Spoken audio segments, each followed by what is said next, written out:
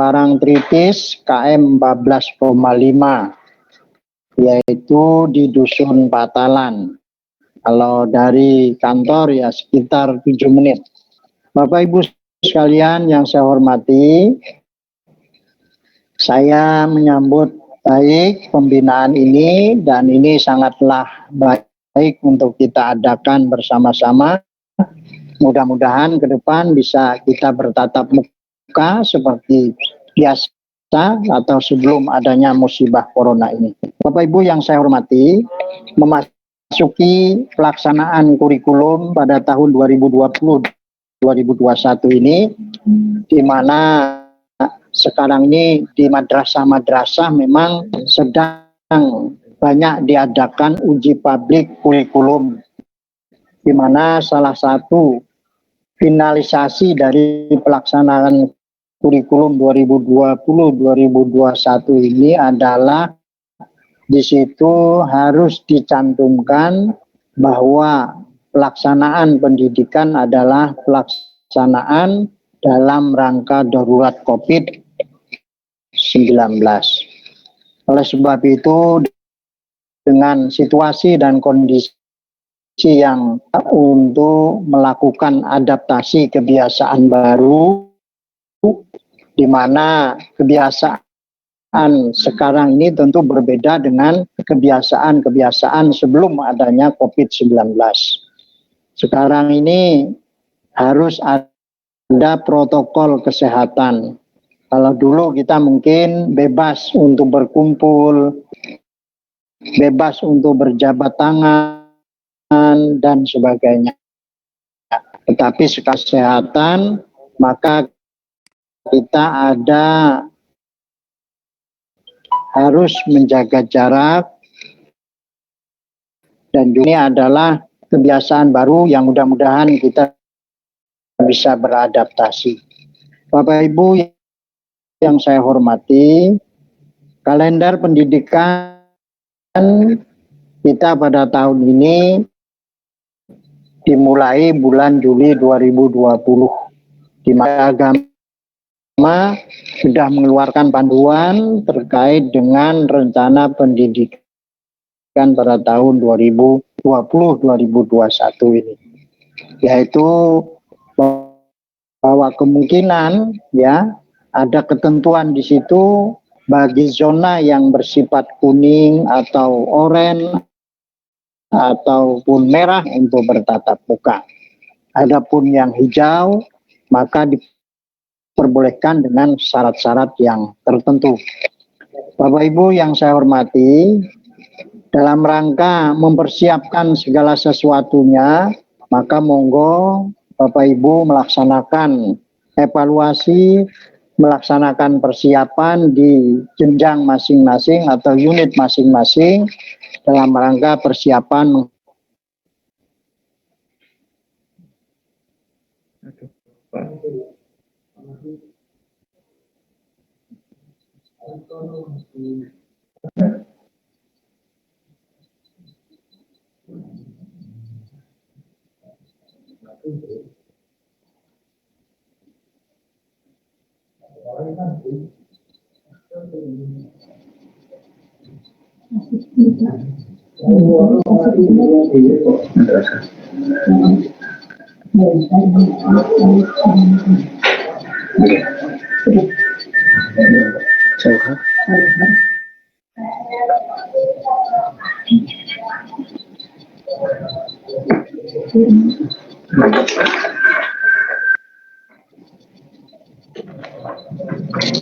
ya, bisa didengar lagi? Bisa, Pak. Bisa ya. Ya, terima kasih. Saya ingin mengingatkan kembali kan Bapak Menteri Agama, Wakil Menteri Agama ketika berkunjung ke Jogja beberapa waktu yang lalu, di mana dia menyampaikan ada beberapa tantangan dalam dunia pendidikan. Yang pertama memang ada bonus demografi, artinya banyak perkembangan kelahiran anak, khususnya generasi muda, yang mana sekarang 69% usia muda itu ada keinginan untuk menjadi pengusaha. Jadi 69% milenial itu menginginkan jadi pengusaha. Nah, oleh sebab itu dunia pendidikan memang ditantang untuk bagaimana bersinergi dengan perkembangan ini. Kemarin Man Moteva ya, Man 2 Kulon Progo masuk final dalam ajang apresiasi top 99, di mana memang Man 2 Kulon Progo selama ini memang mereka konsen dalam entrepreneur ya. Nah, mereka alhamdulillah bisa masuk dalam finalis top 99, di mana di situ pesertanya lebih dari 1.000 orang. Memang ini menjemput perkembangan zaman, bagaimana membekali anak-anak kita tidak hanya dari mengerti tentang agamanya, tetapi juga membekali mereka untuk bisa hidup dalam perkembangan zaman sekarang, yaitu dalam dunia usaha. Oleh sebab itu Bapak Ibu sekalian, di masing-masing pendidikan saya mohon untuk juga responsif terhadap ini. Selanjutnya, pesan Bapak Menteri Agama bahwa tantangan dari dunia pendidikan sekarang adalah berkembangnya IT. Ya. Oleh sebab itu Bapak Ibu guru dan semuanya, ASN Kementerian Agama memang harus juga beradaptasi dengan kemajuan IT ini. Apalagi dalam suasana COVID-19 ini memang semua guru maupun ASN Kementerian Agama harus mengerti tentang dunia ilmu pengetahuan atau IT ini. Nah, silakan di SDM kita yang ada di lapangan, monggo dievaluasi bagaimana kemampuan teman-teman kita dalam beradaptasi dengan IT ini. Apalagi memang anak-anak kita sekarang dengan sistem pendidikan jarak jauh, di mana kita diharuskan untuk membuat berbagai macam inovasi dalam pengajaran dan sebagainya. Nah, Bapak Ibu guru semuanya dituntut untuk memahami kemajuan IT ini. Ini pesan dari Wakil Menteri Agama. Kemudian yang ketiga, beliau berpesan waktu itu adalah bahwa dengan berkembangnya demografi ini, anak-anak kita semakin bersifat maju, maka tantangannya mereka juga membutuhkan nuansa keagamaan dalam rangka membekali ilmu pengetahuan yang semakin maju, tetapi mereka juga menginginkan agama dalam kehidupan mereka. Nah, disinilah tantangan kita, Bapak Ibu semua, bagaimana membangun agama dan bangsa yang saling terkait. Jadi, bagaimana membangun agama bagi anak-anak kita dan juga wawasan kebangsaan di anak-anak kita semua. Ada hasil riset penelitian bahwa 17% anak-anak muda itu menginginkan negara kita itu bersifat khilafah. Ya. Jadi ada 17%. Cukup banyak ya. Nah, dalam ajaran agama kita yang pernah kita ajari bahwa sistem khilafah itu ya sebenarnya ada dalam agama kita. Tapi pertanyaannya, apakah sistem khilafah saja yang sesuai dengan Islam? Ya. Nah, oleh sebab itulah, maka untuk menjawab ini, di berbagai negara terjadi khilaf. Bahkan Di Arab Saudi saja tidak memilih sistem pemerintahannya sebagai khilafah. Mereka bersifat kerajaan. Ya, di mana sekarang ada negara yang bersifat khilafah? Tidak ada. Termasuk juga di negara kita. Negara kita adalah negara kesatuan. Dan ini merupakan sesuai dengan ajaran Islam, di mana negara kita dibangun dengan prinsip musyawarah dan juga konsensus para ulama tidak ada. Dengan prinsip ulama dan tokoh nasionalisme. Prinsipnya adalah musyawarah. Sehingga di negara kita sangat Islami. Ada undang-undang perkawinan misalnya. Apakah itu Islam? Islami. Ada misalnya undang-undang zakat. Ada undang-undang anti pornografi dan sebagainya. Ya. Artinya walaupun negara kita bukan negara khilafah, tapi sistem kenegaraannya adalah Islami. Ini pesan dari Bapak Wakil Menteri Agama beberapa waktu yang lalu.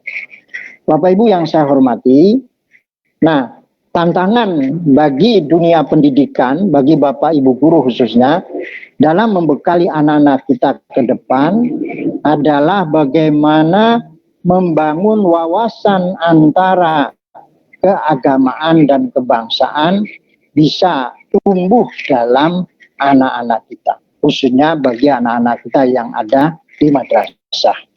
Bapak Ibu yang saya hormati, nah ke depan tantangan kita mungkin tidak semakin ringan, tapi Bapak Ibu guru semua tentu sebagai ASN Kementerian Agama ataupun yang mana memang tantangan dunia pendidikan sekarang sangatlah berat, apalagi kalau kita melihat misalnya di Indonesia madrasah yang negeri itu hanya 20%, sedangkan yang swasta itu mencapai 8%. Di Bantul sendiri saya lihat yang negeri itu hanya 16 buah, sedangkan yang swasta itu ada 100. Jadi hanya 16% di Bantul ini. Nah, oleh sebab itu memang tantangannya ya seperti ini. Maka alhamdulillah hari ini Bapak Ibu kepala madrasah swasta diundang untuk mengikuti kegiatan PSMK ini ya dalam rangka kita membangun komunikasi bahwa kita dari Kementerian Agama Kabupaten Bantul juga ingin menyampaikan hal-hal yang terkait dengan regulasi maupun visi dan misi Kementerian Agama. Maka mari kita bersama-sama untuk mengikuti acara pembinaan ini untuk membangun saling masukan, membangun masukan dan sebagainya agar kita di Kementerian Agama Kabupaten Bantul ke depan bisa lebih baik lagi. Saya pikir ini yang bisa saya sampaikan pada hari ini, kurang lebih mohon maaf. Wassalamualaikum warahmatullahi wabarakatuh.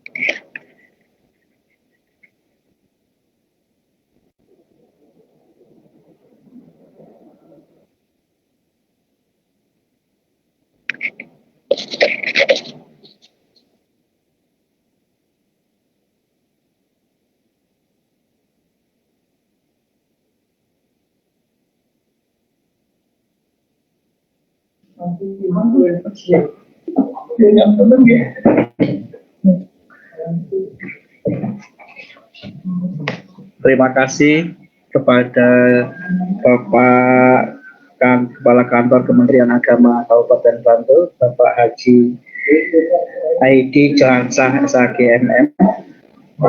Ada sedikit ulasan yang kami tangkap tadi, yaitu yang pertama, kita harus menyesuaikan bentuk pembelajaran selama masa COVID-19 ini.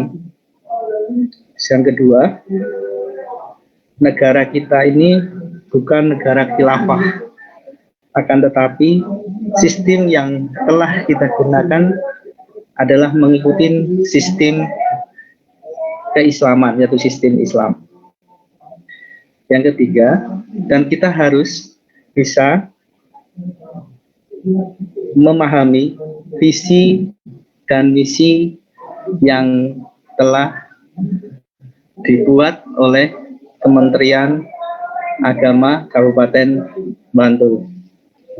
Menginjak acara yang selanjutnya, Bapak Ibu yang kami hormati, itu acara selanjutnya yaitu pembinaan dari Bapak Kasubag Tata Usaha Kantor Kementerian Agama Kabupaten Bantul kepada Bapak Haji Basori Alwi SAG MA, tempat kami dan waktu kami persilahkan. Monggo Bapak.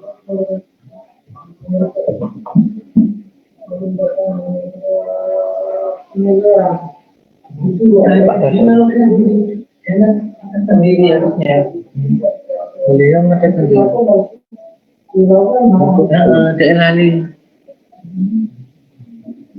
Diambil Pak.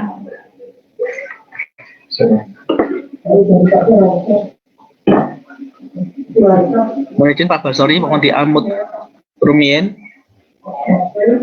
Barang miran nih, rencang-rencang.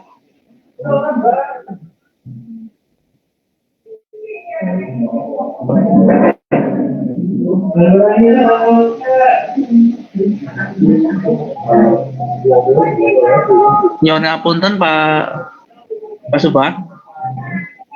Dianmut rumien.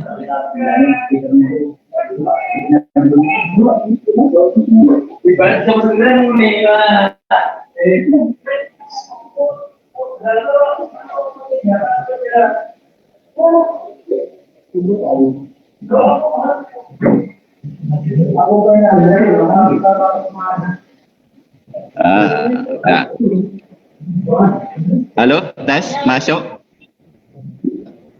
Sudah masuk ya suara saya? Halo? Iya Pak. Sudah masuk ya? Sampun derang Pak. Oh iya ya. Sudah masuk Pak.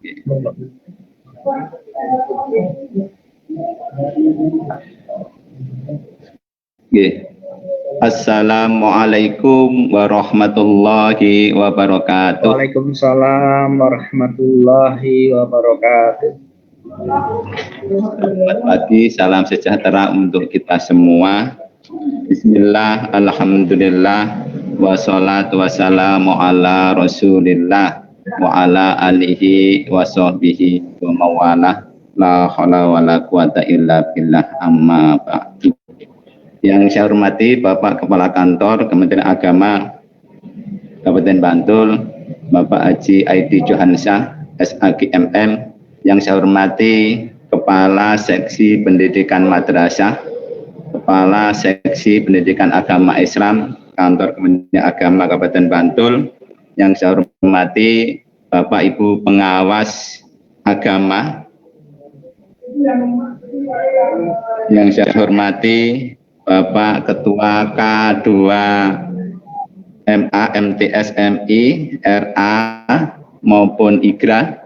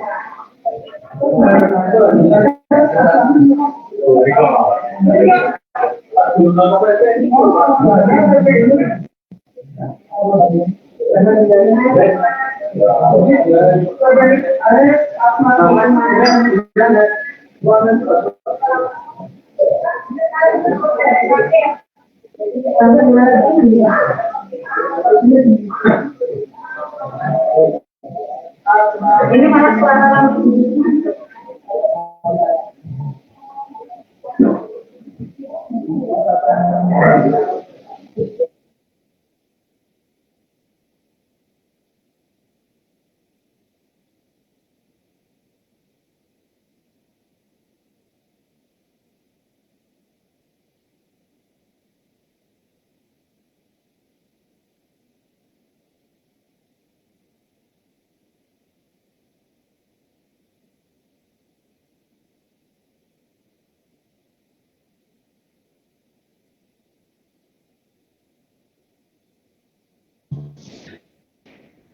Oke, saya lanjutkan sekali lagi, monggo host harus melihat mana yang perlu di unmute. Unmute saya di sini nggak bisa, harus dipandu dari hostnya, Mas Isman, monggo. Saya lanjutkan.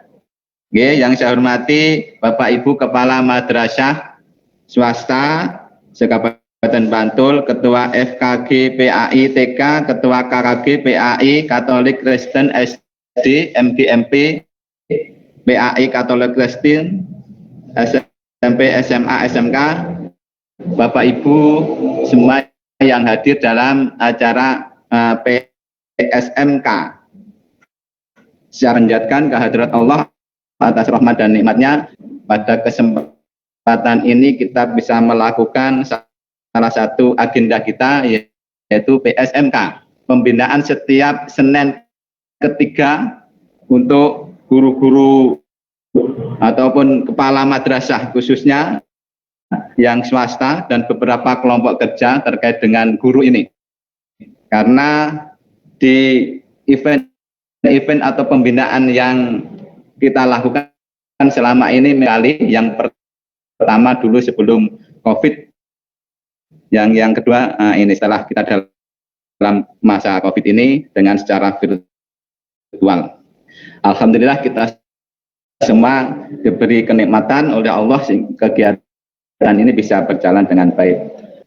Kemudian kami mengucapkan terima kasih Bapak Ibu untuk bisa berpartisipasi baik itu kedinasan maupun yang lain terkait dengan informasi-informasi yang terbaru, nantinya juga akan disampaikan oleh pengawas.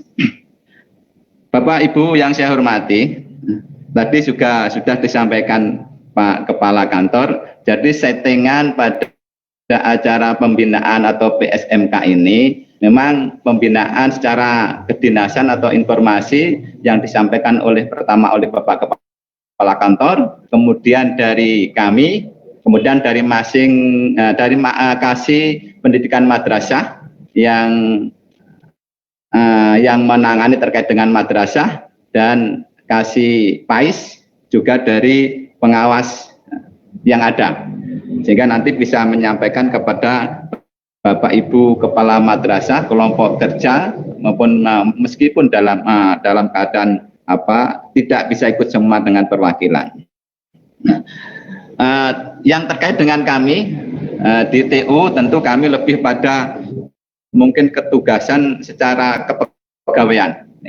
Kemudian nanti cara teknis kaitan dengan pembelajaran tentu banyak akan dikupas oleh Bapak Ibu pengawas. Dan cara garis besar tadi mungkin Pak Kepala Kantor sudah menyampaikan. Saya cuma ingin menguatkan, pertama, di masa COVID ini apapun kegiatan harus tetap bisa berjalan dengan baik, dengan inisiasi yang kita wujudkan, kita tampilkan dengan inovasi-inovasi. Makanya meskipun dalam kondisi COVID, kita lakukan pembinaan secara virtual karena ada beberapa hal yang mungkin perlu kita sampaikan. Dengan seiringnya waktu memang informasi begitu cepat, sehingga harus kita sampaikan kepada agama. Pertama terkait dengan mindset, ya. Ketika dalam masa pandemi COVID-19 ini, maka pemikirannya itu harus dalam koridor COVID ini. Jadi mindset yang seperti dulu biasanya seperti ini, kalau biasanya seperti ini dan aturannya seperti ini, tapi kita mungkin tidak bisa melakukan, maka kita harus bisa beradaptasi dengan lingkungan maupun regulasi yang ada.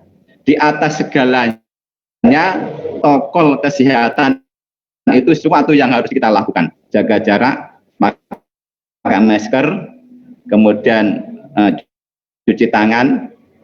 Kita harus punya imun yang baik dengan makanan bergizi, ya.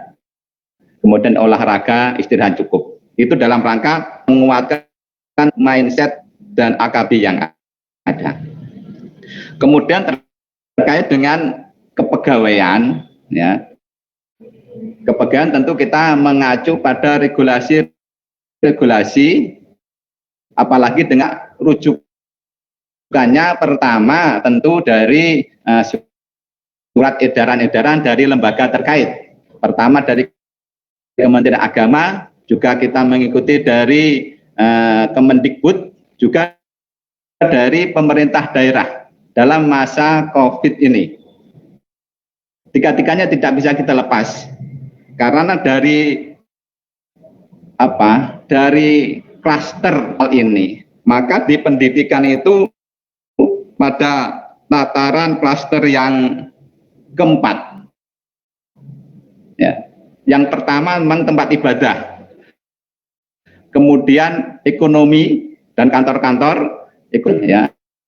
Kemudian ekonomi besar, dilanjutkan yang ketiga wisata, ya. Dan keempat baru pendidikan, dan yang kelima nanti adalah mungkin pondok pesantren. Jadi itu klaster yang diambil oleh pemerintah dalam rangka apa tadi menjadi penting. Maka di pendidikan harus kembali ke situ. Kalau di madrasah tentu ada Kaldik, kemudian edaran yang terakhir dari bidang tanggal 29 itu bahwa guru itu harus mengikuti Kaldik yang ada. Kalau memungkinkan tatap muka, ya tatap muka, kalau tidak jarak jauh. Dari segi penilaian pun juga bisa dengan penugasan. Jadi memang sudah gemas bagaimana masa pandemi ini. Apalagi kalau bicara di perguruan tinggi, ini insya Allah sampai akhir tahun ini juga mungkin pembelajaran jarak jauh. Kalau di sekolah, di madrasah, mungkin pada zona-zona hijau yang mungkin diperbolehkan. Maka terkait dengan guru pun juga diatur untuk masuk kerjanya, ya. Untuk daerah istimewa Yogyakarta masuk 30%, mulai hari ini adalah 50%. Kalau kita mengacu membandingkan teman-teman mungkin di Pemda itu sudah 100%. Di Kementerian Agama di luar Jogja itu juga sudah 100%. Maka kita mengikuti saja masuk kerja ini, ya, dengan sistem WFO maupun WFH, ya, dan menggunakan presensi dari Ropek itu. Dan ini selalu diupdate fitur-fiturnya dalam presensi di Ropek ini, sehingga kita ikuti saja, ya, arahan dari Kanwil, kita menggunakan presensi ini. Itu yang terkait dengan terkait dengan kepegawaian. Dan kami nanti untuk hak-hak dari kapan presensi Ropek ini. Yang selanjutnya, terkait dengan guru, ini memang menjadi penting nanti penajaman yang insya Allah oleh Bapak Ibu pengawas dan juga nanti dari Bapak Kasih. Saya cuma mengingatkan, monggo Bapak Ibu wajiban terkait dengan tugas dari orang guru ini, tenaga pendidik ini. Pertama, dia harus melakukan penilaian prestasi kerja dengan melakukan pembuatan orang guru itu 3 hal. Yang kedua, harus melakukan penilaian kinerja guru yang PKG itu, yang muaranya dengan 4 kompetensi itu. Kompetensi pedagogik, kompetensi kepribadian, ya. Pedagogik bagaimana itu memahami anak didik, menyampaikan pesan kepada anak didik bisa terima dengan baik, ukurannya anak didik tidak pada guru. Nah, kemudian kepribadian, mempunyai kepribadian yang utuh, menjadi idola bagi anak-anak didiknya, ini menjadi penting sehingga pesan yang disampaikan itu bisa baik diterima dengan oleh anak-anak. Kemudian profesional, Tentu karena guru adalah jabatan fungsional tertentu, bekerja sesuai dengan fungsinya, item pekerjaan sudah diatur secara rigid seorang jabatan fungsional tertentu. Nah, itu harus dilakukan. Jadi tidak asal bekerja seorang jabatan fungsional tertentu. Dan sudah diatur. Kita tinggal mengiling dari aturan yang ada. Kemudian kompetensi sosial harus bisa menjalin komunikasi yang baik dengan sivitas sekolah maupun madrasah dengan kepala mak. Jadi semuanya kegiatan pembinaan itu muaranya di 4 kompetensi ini. Dan itu nanti akan dinilai oleh kepala madrasah. Dan yang ketiga, seorang guru berkewajiban untuk menyusun angka kredit dalam rangka untuk mengembangkan karir. Monggo ini masa-masa ini dalam kenaikan pangkat dalam 1 tahun ada 2 periode April dan Oktober.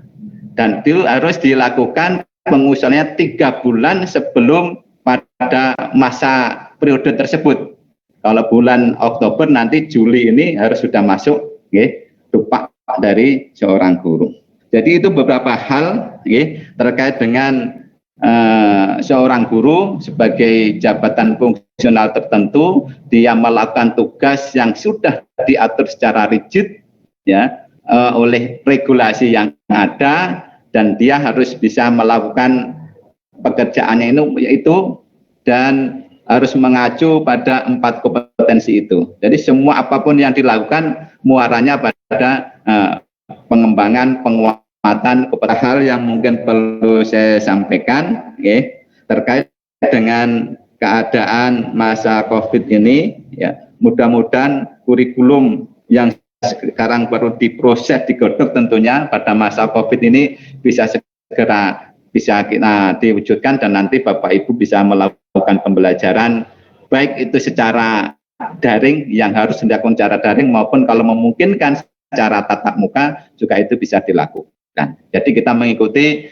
himbauan edaran yang ada, dan kuncinya satu, selalu komunikasi kepada hal yang terkait, kepada seksi, kepala seksi, kepada pengawas, maupun dengan pejabat-pejabat yang ada di Kanwil dan di Kemenak. Insya Allah ketika ada permasalahan, insya Allah ada solusinya. Jadi monggo Bapak Ibu, dan salah satu event yang kita buka untuk menjalin komunikasi adalah di PSMK ini, sehingga harapan kami ini bermanfaat bagi Bapak Ibu guru semuanya, terutama kami terus terang menyadari dan memahami ini karena kurang sering komunikasi dengan Bapak madrasah.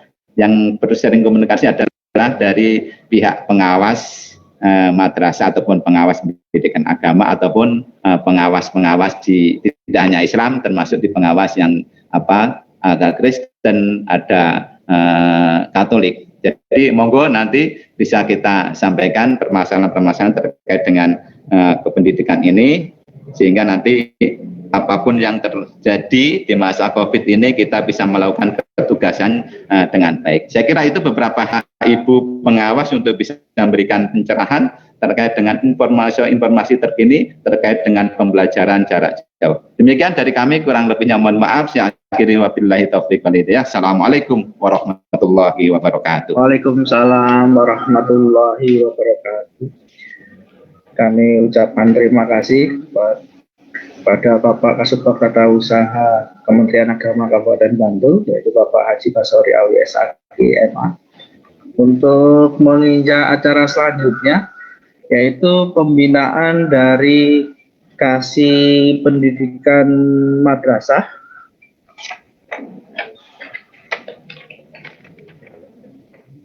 yaitu kepada Bapak Jauhar Muklis Salistianta SAG. Waktu dan tempat kami persilahkan, atau yang mewakili.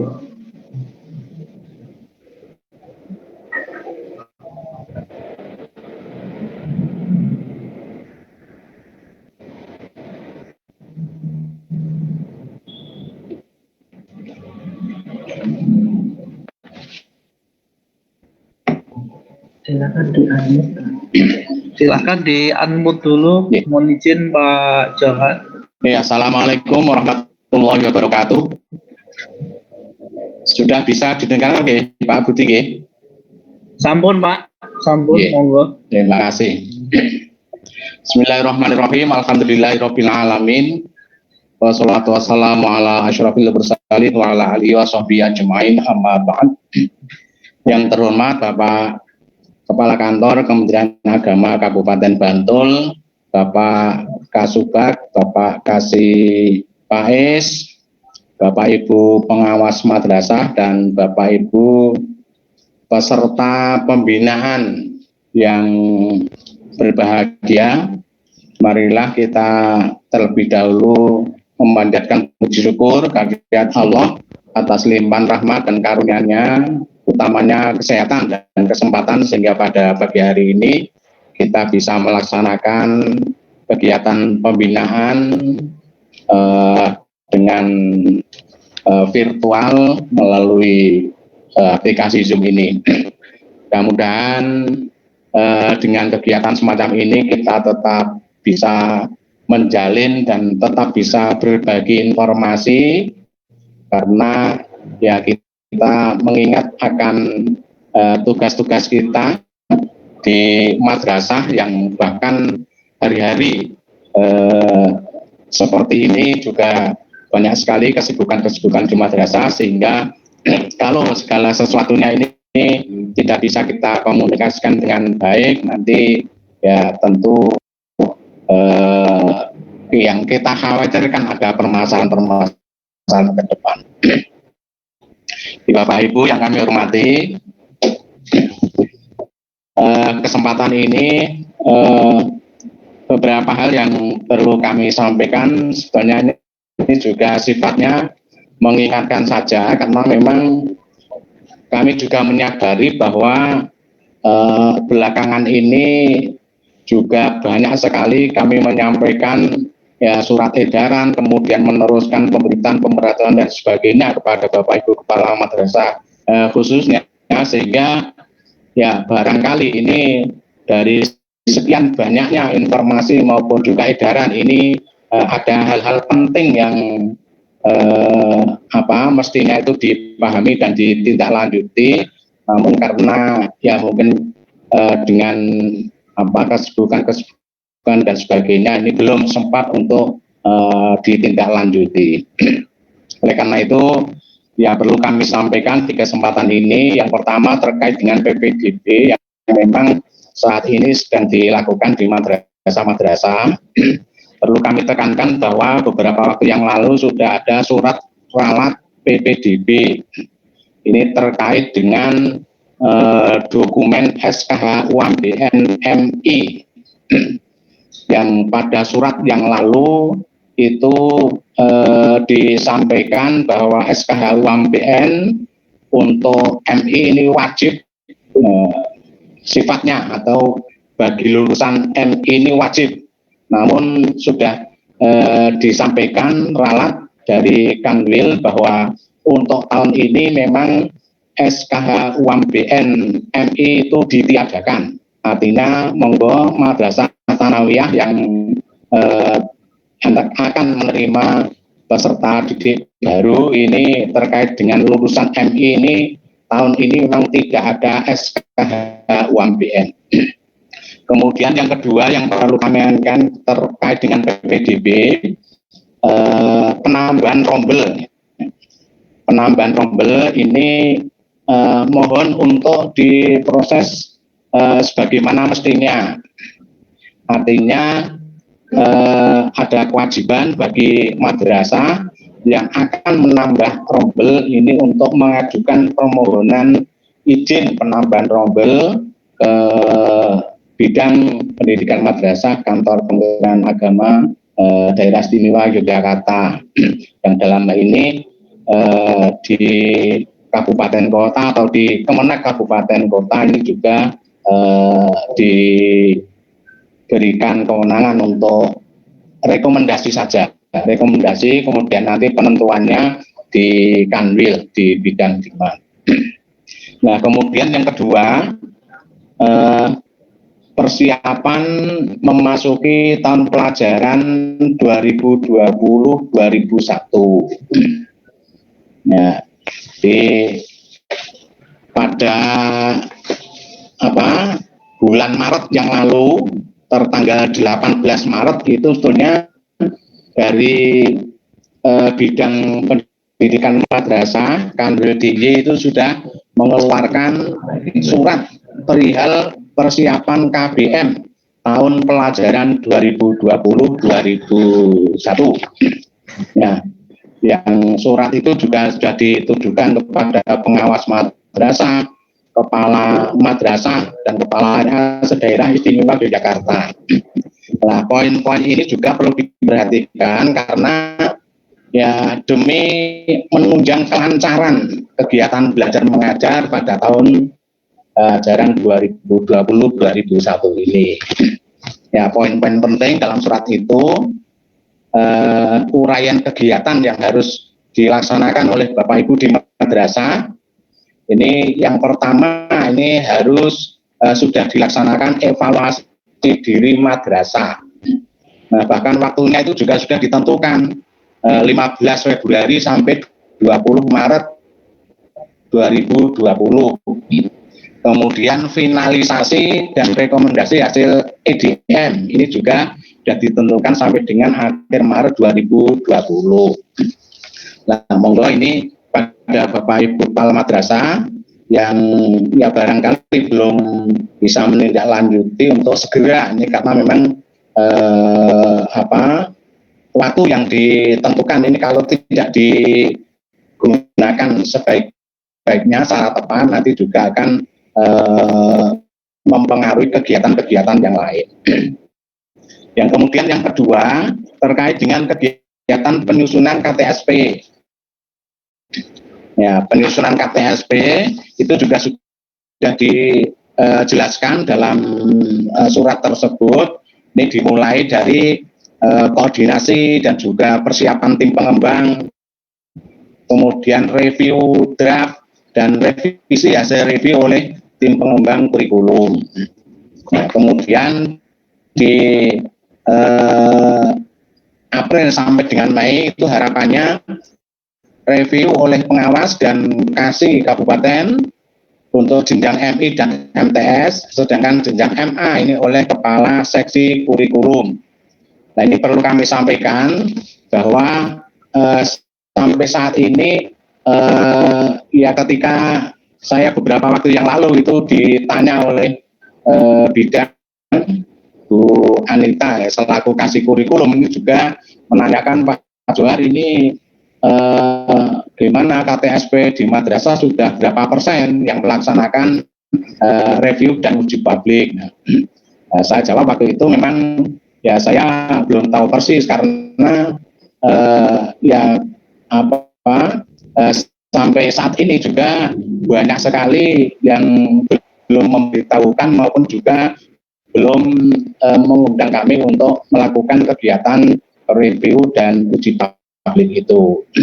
Nah, harapannya memang karena tahun ini juknis implementasi kurikulum ini juga baru sehingga kepala madrasah ini melalui tim pengembang kurikulumnya memang harus jeli dalam memahami aturan-aturan dalam juknis itu sehingga KTSP yang disusun ini benar-benar sudah sesuai dengan juknis yang ada. Nah, juga perlu kami sampaikan bahwa sampai saat ini itu untuk madrasah tsanawiyah swasta dan MI swasta ini juga belum ada laporan ke kami atau pemberitaan ke kami terkait dengan review maupun uji publik. Jadi saya juga mengira bahwa nampaknya ini juga belum dilaksanakan oleh Bapak Ibu kepala madrasah ya terkait dengan penelusuran KTSP ini sesuai dengan jadwal yang sudah ditentukan. Padahal di agenda yang sudah ditentukan tanggal 11 Mei sampai dengan 22 Mei 2020 ini mestinya KTSP ini harapannya sudah disahkan, ya, disahkan. Ya. MI dan MTS ini di tingkat kabupaten, sementara di MA ini oleh Kanwil Kemenak. Nah, kemudian yang ketiga, persiapan KBM ini juga terkait kegiatan penyelesaian perangkat administrasi. Di perangkat administrasi ini ada dua hal yang pokok, perangkat pembelajaran guru mulai dari perencanaan pembelajaran sampai dengan perencanaan penilaian. Kemudian yang kedua terkait dengan administrasi program wakil kepala madrasah, laporan, pustakawan, pengelola UKS, dan penanggung jawab kegiatan ekstrakurikuler dan lain sebagainya. Nah, kemudian harapannya di tanggal 7 sampai 23 Mei ini juga sudah tersusun RKJM, RKT, dan RKHM. Ya, karena ini sudah barang tentu nanti akan segera diimplementasikan di tahun pelajaran baru nanti, sehingga terkait dengan penyusunan yang dimulai dari evaluasi dan analisis RKHM yang lalu, kemudian penyusunan RKJM 4 tahunan bagi madrasah yang memang RKJM-nya sudah habis masa berlakunya. Nah, kemudian juga penyusunan RKT dan RKHM yang nantinya tentu akan dimasukkan dalam aplikasi RKHM setelah program RKHM diterapkan. Dan terakhir, dalam surat itu juga disebutkan uraian kegiatan di akhir tahun pelajaran ini, yaitu laporan supervisi akademik dan manajerial oleh kepala madrasah. Ya.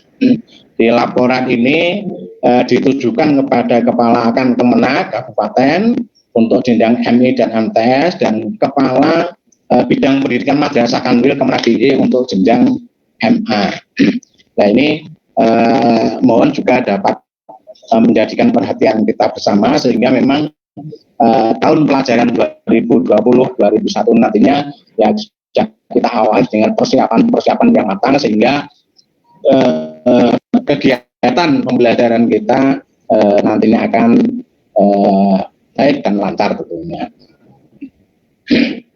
Nah, kemudian juga tadi sudah disampaikan oleh Pak Kepala Kantor dan juga Bapak Kasubag terkait dengan persiapan pembelajaran di masa pandemi COVID-19 di tahun pelajaran baru nanti, ya, bahwa beberapa waktu yang lalu memang sudah kita ketahui bersama adanya keputusan bersama Kementerian Pendidikan dan Kebudayaan, Kementerian Agama, Kementerian Kesehatan, dan Kementerian Dalam Negeri terkait dengan panduan penyelenggaraan pembelajaran pada tahun ajaran dan tahun akademik baru di masa pandemi COVID-19 ini.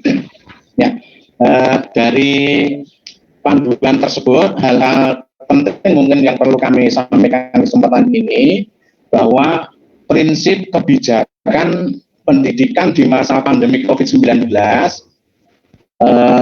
kesehatan dan keselamatan peserta didik, pendidik, tenaga pendidikan, keluarga, dan masyarakat merupakan prioritas utama dalam menetapkan kebijakan pembelajaran. Ini yang merupakan prinsip kebijakan. Nah, kemudian nanti pola pembelajaran pendidikan anak usia dini, pendidikan dasar, dan pendidikan menengah di tahun ajaran 2020 ini juga sudah dituangkan dalam kebijakan tersebut, bahwa untuk tahun ajaran baru 2020-2021 tetap dimulai pada bulan Juli 2020. Ya, ini perlu mendapatkan perhatian, dan ini sudah merupakan penegasan kalau kemarin kemarin-kemarin ini ada wacana-wacana nanti tahun pelajaran baru itu akan dimulai Januari 2001 dan sebagainya, maka ini tentu sudah bisa kita pedomani bahwa untuk tahun ajaran baru 2020-2021 itu tetap dimulai pada bulan Juli 2020.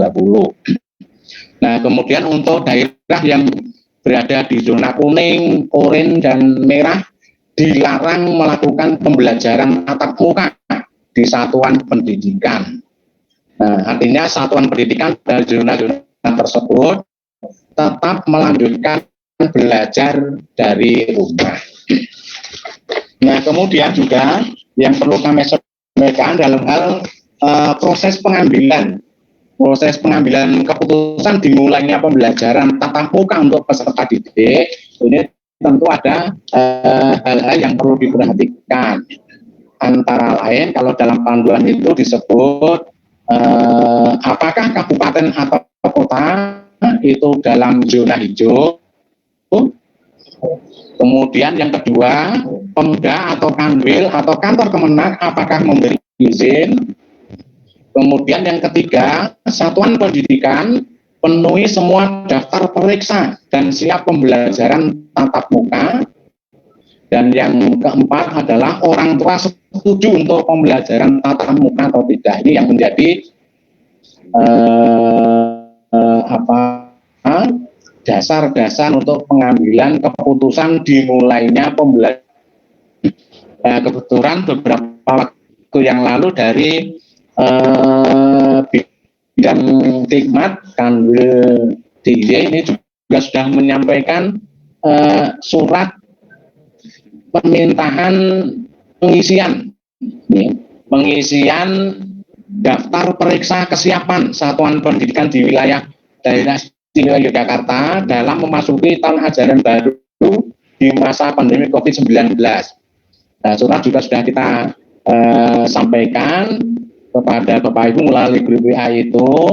Kemudian juga batas waktu pengisian ini paling lambat tanggal 26 Juni 2020. Ini mohon untuk dapat ditindaklanjuti bagi Bapak Ibu Kepala Madrasah yang sampai saat ini belum menindaklanjuti, karena memang ini sebagai dasar pengambilan kebijakan nanti untuk tingkat madrasah di daerah istimewa Yogyakarta.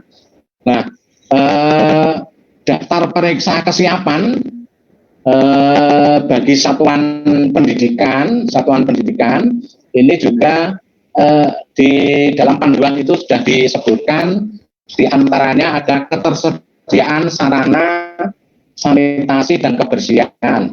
Ini ada toilet yang bersih, kemudian sarana cuci tangan dengan air mengalir menggunakan sabun atau cairan pembersih tangan atau hand sanitizer, dan juga disinfektan itu. Kemudian mampu mengakses fasilitas layanan kesehatan, baik itu puskesmas, klinik, rumah sakit, dan lainnya.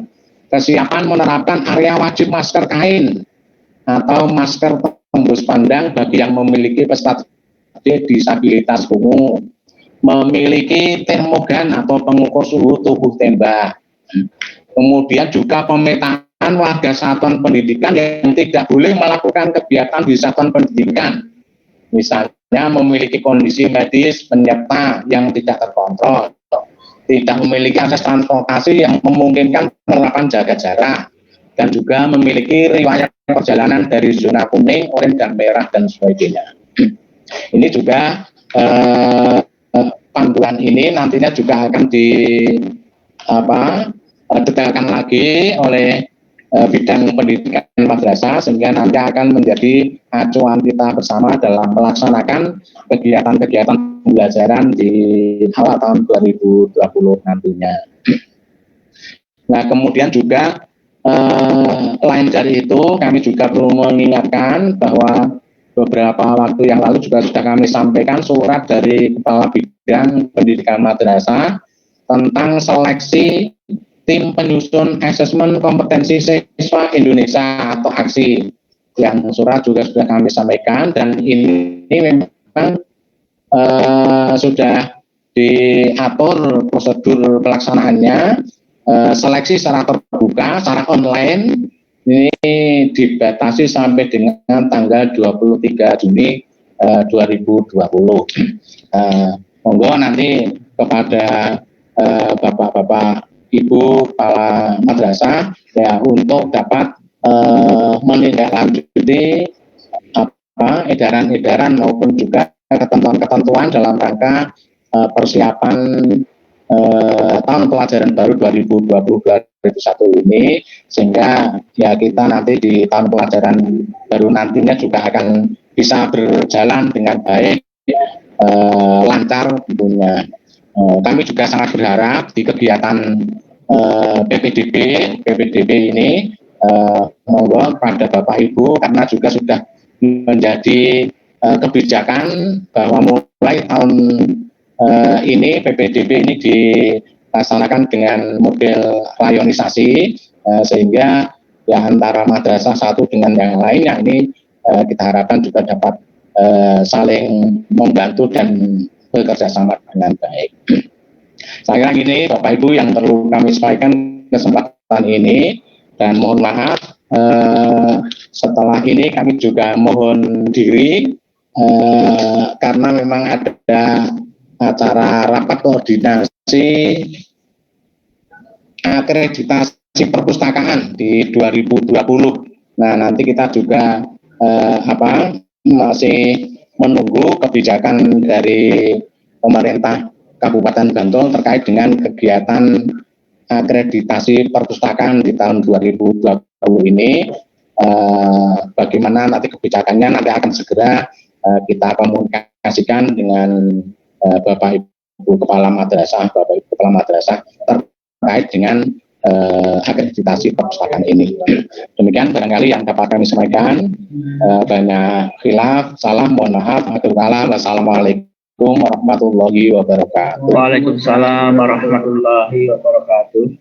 Mohon izin Pak Jauhar, mohon diamut kemudian supaya tidak terasa ini Pak. Terima kasih Pak. Kami ucapkan terima kasih kepada Bapak Seksi Pendidikan Madrasah, Bapak Jauhar Muklis Salistia SAG, untuk menginjak acara yang selanjutnya, yaitu pembinaan dari Bapak Kasih Pendidikan Agama Islam kepada Bapak Muhammad Tahrir SE. Kami persilahkan. Monggo Bapak. Mohon izin Bapak diamut.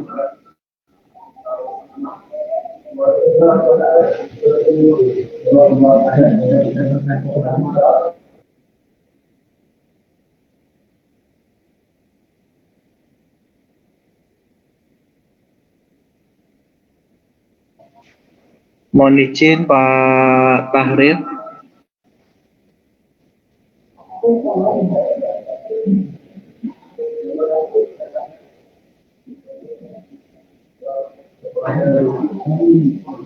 Mohon izin Pak Tahrir, apakah mendengar suara kami Pak?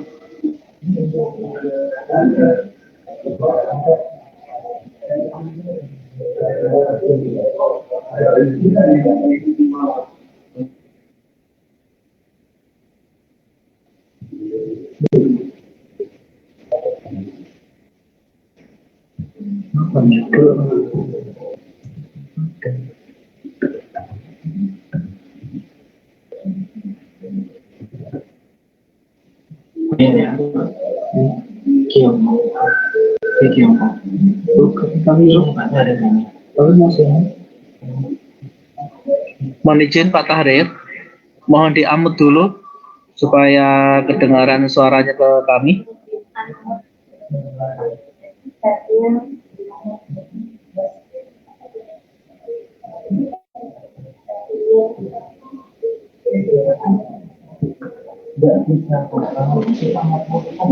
Mohon izin Pak Tahrir. Assalamualaikum warahmatullahi wabarakatuh. Waalaikumsalam warahmatullahi wabarakatuh. Terima kasih waktu yang diberikan kepada kami, yang terhormat Bapak Kepala Kantor Kementerian Agama Kabupaten Bantul, Bapak Kasubag, Bapak Kasih Pendidikan Madrasah maupun Bapak Ibu sekalian dari kelompok kerja kepala madrasah swasta maupun KKG, FKG yang pada kesempatan hari ini bersama-sama dalam meeting Zoom yang dilaksanakan. Alhamdulillah, dan mohon maaf tadi sedikit kendala tersendat, ternyata di mood sama hostnya. Jadi kemudian baru bisa nyambung. Terima kasih kepada Bapak Ibu sekalian. Tidak banyak yang perlu kami sampaikan, utamanya adalah menggarisbawahi apa yang disampaikan oleh Bapak Kepala Kantor terkait dengan kebijakan pendidikan agama Islam di sekolah umum. Dalam hal ini adalah terkait dengan deradikalisasi yang beberapa saat yang lalu sempat mencuat, dan itu menjadi pokok bahasan penting yang menjadi bagian dari program unggulan dari Kementerian Agama terkait dengan deradikalisasi ini. Hal ini menjadi pokok bagaimana, karena beberapa saat yang lalu dan sampai hari ini pun dapat kita maklumi dan perlu kita perhatikan bersama terkait dengan komposisi guru PAI di sekolah umum yang sangat terbatas dengan jumlah perbandingan antara guru yang tersedia dengan sekolah yang membutuhkan sangat minim, baik itu terpenuhi dari PNS, Kementerian Agama maupun dari Pemda, sehingga kemudian memunculkan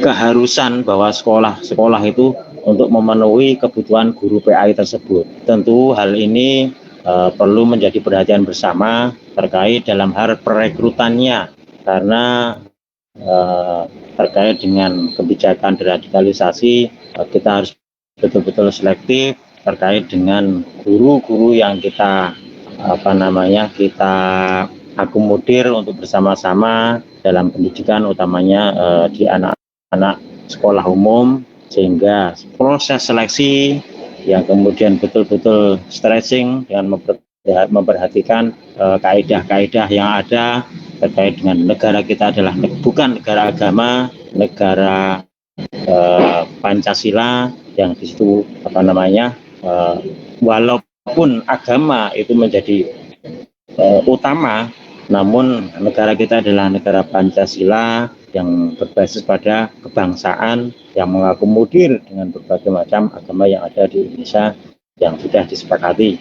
Tentu kemudian stressing yang ada, pembelajaran yang dibangun, yang ditransfer kepada anak-anak tentu sangat berpengaruh dari konten-konten yang dimiliki oleh guru-gurunya. Nah, ini penting sekali supaya hal-hal yang tidak kita inginkan, bagaimana yang dikhawatirkan, yaitu dengan paham khilafah yang pada saat lalu utamanya di kontestasi pemilu itu luar biasa. Harapannya adalah untuk kedepannya akan kita perbaiki dengan sebaik-baiknya, tentunya dengan mengedepankan optimalisasi dan pengaruh utama dan peran utama dari guru-guru PAI di sekolah ini.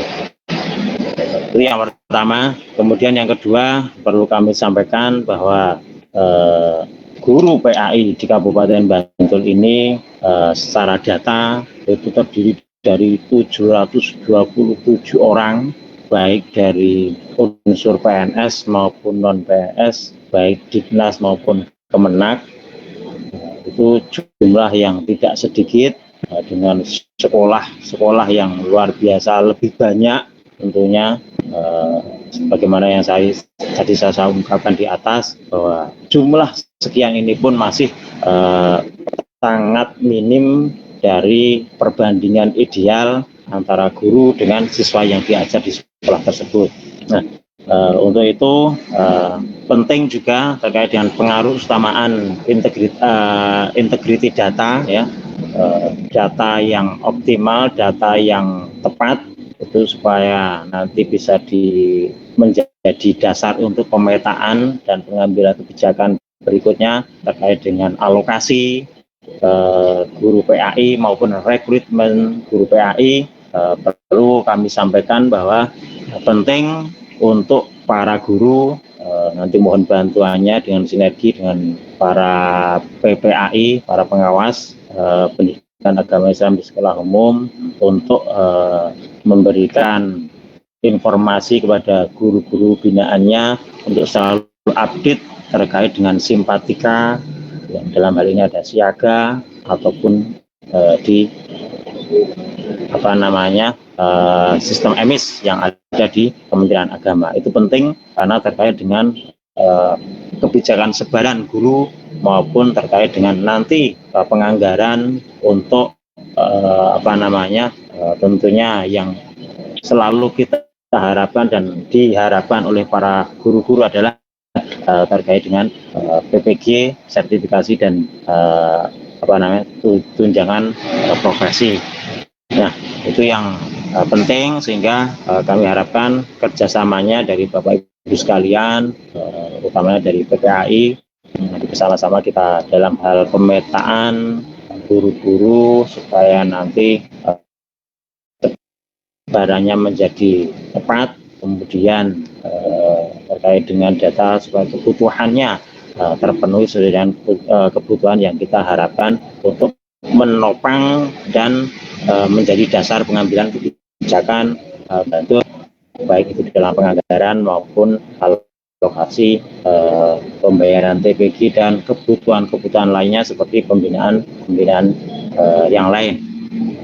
Itu yang kedua. Nah, kemudian yang ketiga terkait dengan kondisi COVID-19 yang pada saat ini sedang kita alami bersama, bagaimana hal di muka juga disampaikan, tentu guru harus terpacu untuk melakukan inovasi-inovasi pendidikan, pembelajaran, tidak menafikan kemudian menggunakan informasi dalam hari ini adalah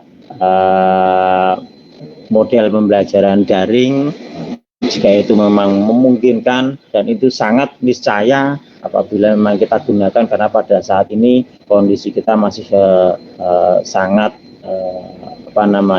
memprihatinkan terkait dengan zona merah, kuning dan sebagainya. Sementara di Bantul utamanya masih kategori merah, tentunya sebagai dampaknya adalah pembelajaran tatap muka sangat terbatas, bahkan mungkin sampai hari ini pun belum bisa kita ketahui kapan sampai nanti kita bisa melakukan pembelajaran tatap muka pada anak-anak kita. Tentu anak-anak perlu kita sapa, demikian pula dengan guru-guru PAI perlu kita sapa tentang keberadaannya seperti apa, kemudian kegiatan terkait dengan WFH maupun WFO-nya perlu kita sapa sehingga terjalin sinergitas tentang format maupun bentuk substansi pembelajaran yang nantinya bisa kita optimalkan kepada anak didik kita. Sehingga nanti sekali lagi terkait dengan seksi PAI tentu sangat tergantung pada peran serta partner kita bersama, yaitu PPAI dari jenjang TK, SD, SMP, SLTA, yang di situ ada SMA maupun SMK. Sering-sering dari TK gitu kadang-kadang agak terselip karena kecil ya, mungkin anak-anak masih kecil ya.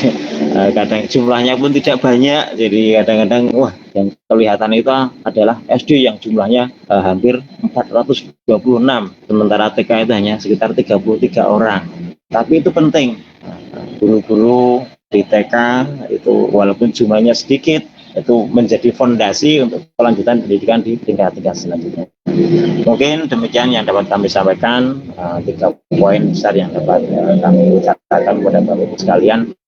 mudah-mudahan bermanfaat dan bareng-bareng nanti kita bangun sinergitas untuk pendidikan agama yang lebih baik, utama di sekolah umum. Terima kasih. Saya akhiri. Assalamualaikum warahmatullahi wabarakatuh. Waalaikumsalam warahmatullahi wabarakatuh. Terima kasih Bapak Muhammad Fahri SE, Kepala Seksi Pendidikan Agama Islam Kementerian Agama Kabupaten Bantul. Mohon izin Bapak Ibu sebelumnya, kalau sebelum menginjak ke sesi tanya jawab kalau bisa melalui chat nanti akan kami urutkan, karena kalau kami melalui virtual seperti ini nanti suaranya akan bersaut-sautan, jadi kami tidak bisa menelaah mana yang harus bertanya lebih dulu. Alangkah lebih baiknya menggunakan chat.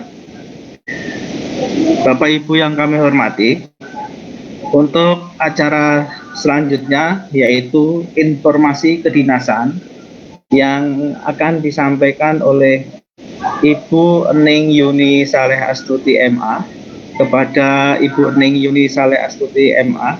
Waktu dan tempat kami persilahkan.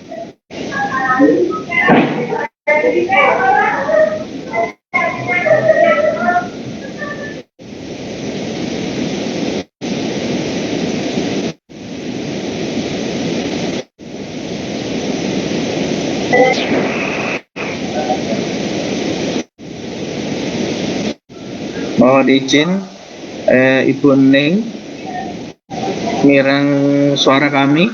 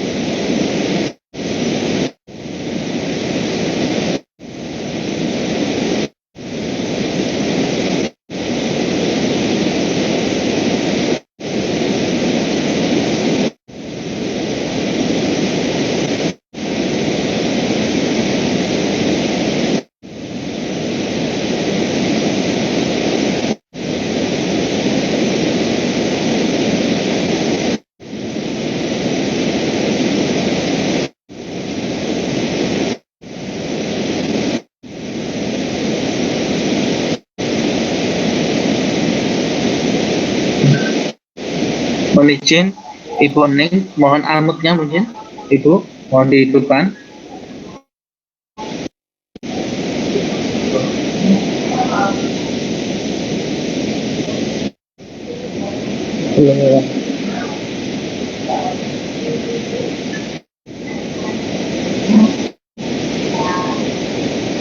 Mohon izin Ibu Ening.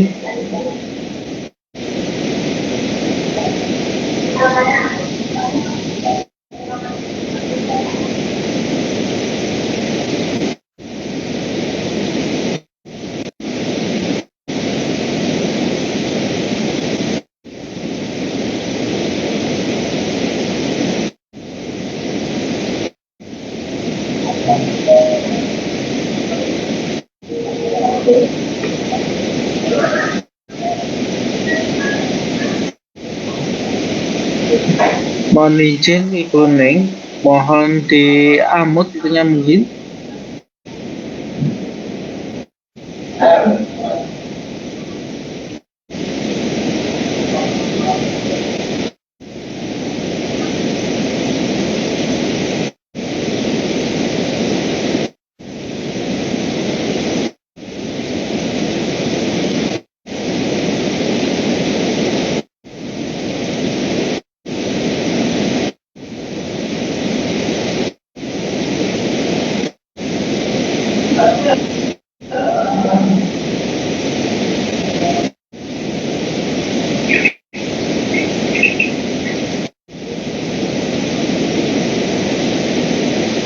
Mohon izin Ibu Ening.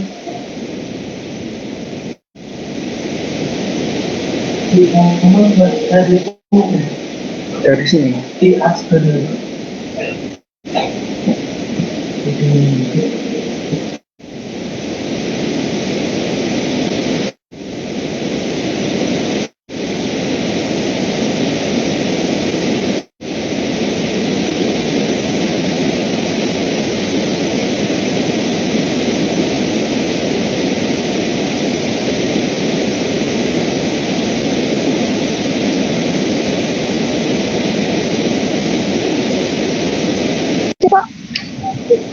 Iki nggak ada hostnya. Halo, assalamualaikum. Baik. Ampun. Oke, terima kasih Pak. Assalamualaikum warahmatullahi wabarakatuh. Yang kami hormati Bapak Kepala Kantor Kementerian Agama Kabupaten Bantul. Yang kami hormati Bapak Kasubag Kantor Kementerian Agama Kabupaten Bantul, Bapak Kasih Dikmat dan Kasih Pai Kantor Kementerian Agama Kabupaten Bantul. Alhamdulillahirabbil alamin. Wa bihi nasta'inu 'ala umuri dunya waddin wa 'ala alihi washabihi ajmain, amma ba'du. Dalam suasana terbaik dan mengembirakan pada pagi menjelang siang hari ini, saya bisa diberi kesempatan untuk bertemu dengan Bapak Ibu Kepala Madrasah Swasta se-Kabupaten Bantul. Ini bertepatan pada hari atau minggu ketiga dalam pembinaan di tanggal 22, tepatnya di hari Senin. Baiklah Bapak dan Ibu, tadi sudah beberapa hal yang sudah disampaikan baik dari Pak Kepala Kantor, Bapak Kasih. Ini luar biasa yang sudah kita dapatkan pada pagi hari ini, dan saya kebetulan akan menyampaikan diseminasi diklat program jarak jauh KTI, mana pada kesempatan ini pelaksanaan program jarak jauh sudah dilakukan mulai tanggal 4 Mei sampai dengan tanggal 30 Mei yang lalu.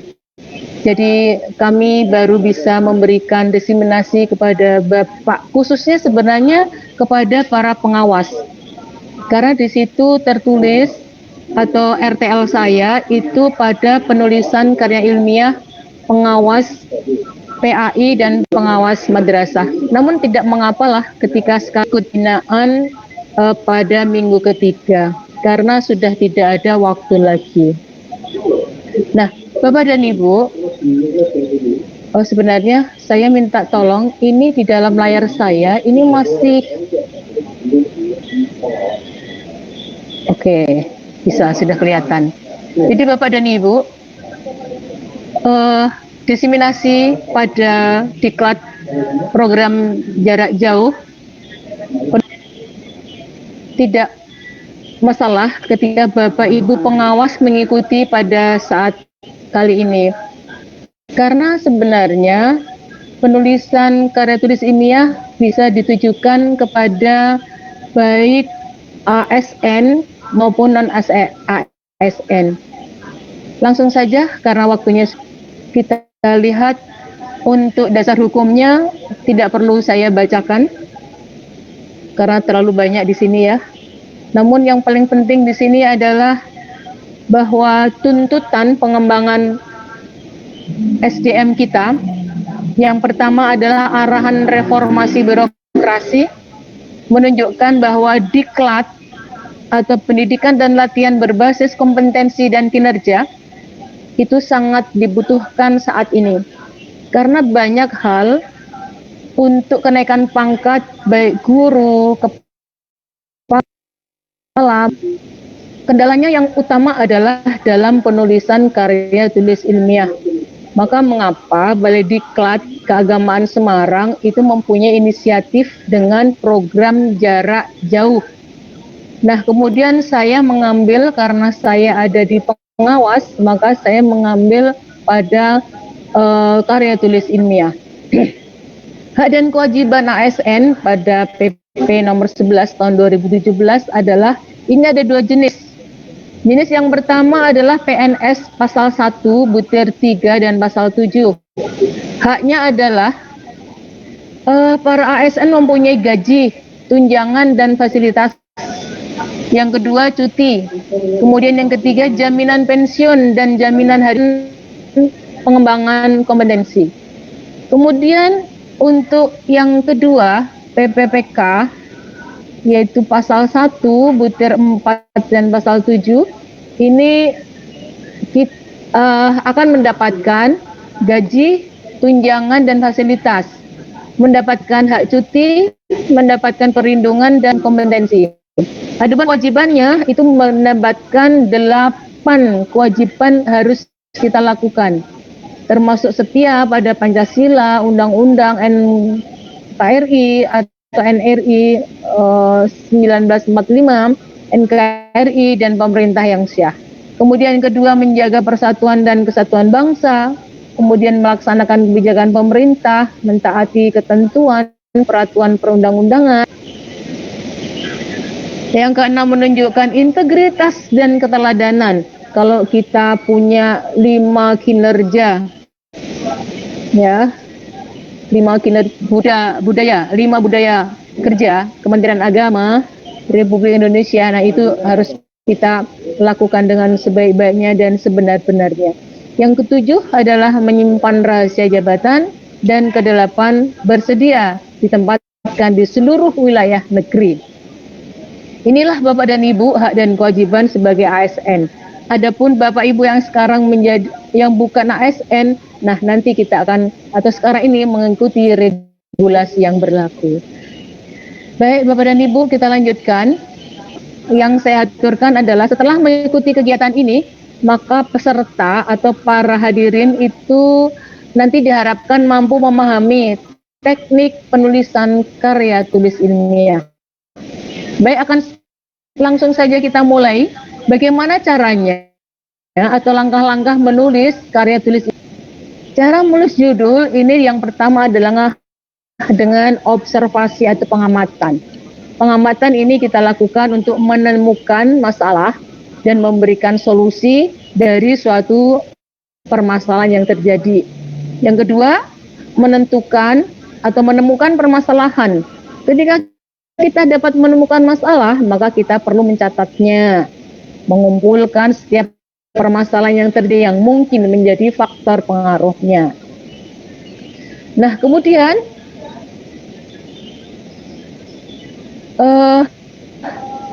yang ketiga, masih cara menulis judul, menentukan topik. Topik apa yang menjadi tren saat ini atau topik apa yang menjadi bahan pemikiran Bapak Ibu semua. Barulah kita menentukan yang akan dibahas sehingga memudahkan Bapak Ibu untuk fokus pada penelitian yang sedang kita kerjakan. Setelah semuanya ditentukan dan dipikirkan, maka mulailah menulis judul karya tulis. Nah, Bapak dan Ibu, bagaimana kita untuk menulis judul yang baik dan mudah? Ya.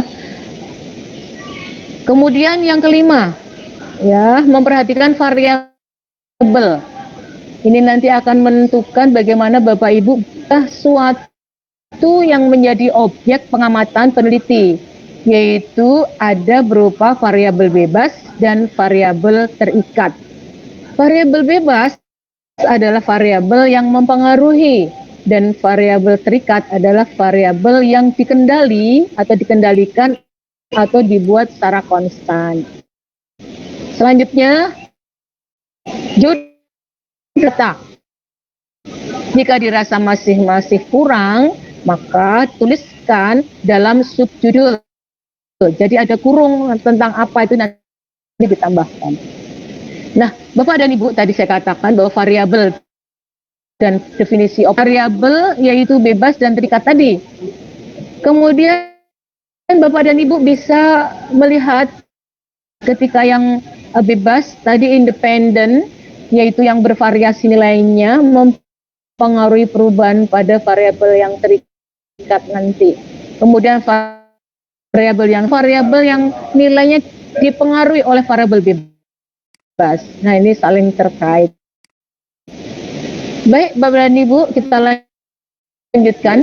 Dan definisi variabel tadi sudah kita sudah terangkan bahwa definisi secara operasional adalah bahwa variabel itu gambaran suatu nanti kita akan memiliki spesifik dan terukur secara operasional dan menjadi otoritas peneliti.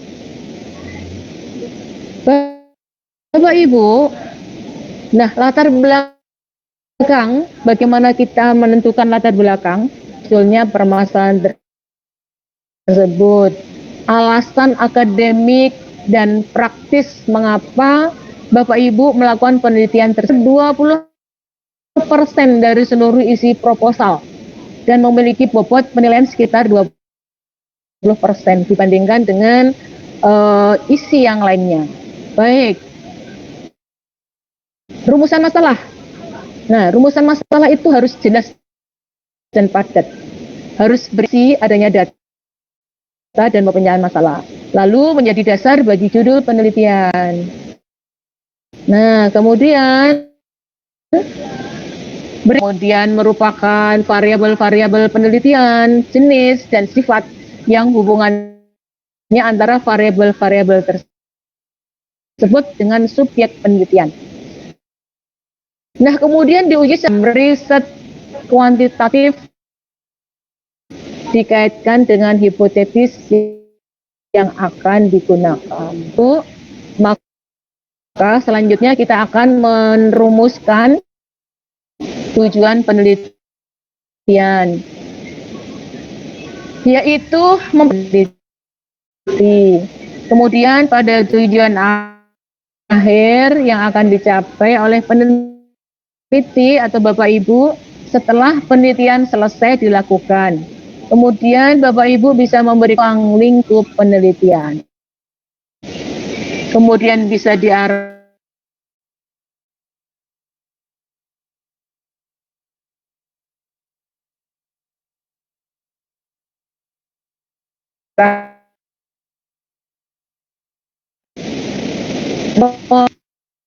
Bapak Ibu itu akan secara praktis dan teoritis Bapak Ibu bisa di hasil penelitian bagi pihak-pihak yang diharapkan, dan manfaatnya memang secara teoritis bisa menguraikan kemanfaatan penelitian Bapak Ibu semuanya untuk mengembangkan ilmu dalam arti luas. Lalu kajian pustaka tentang penting ya untuk kajian pustaka karena ini bisa mengambil pendapat para ahli untuk menguatkan penelitian kita yang pernah dilakukan oleh lembaga misalnya. Kemudian bisa dipertanggungjawabkan secara akademik.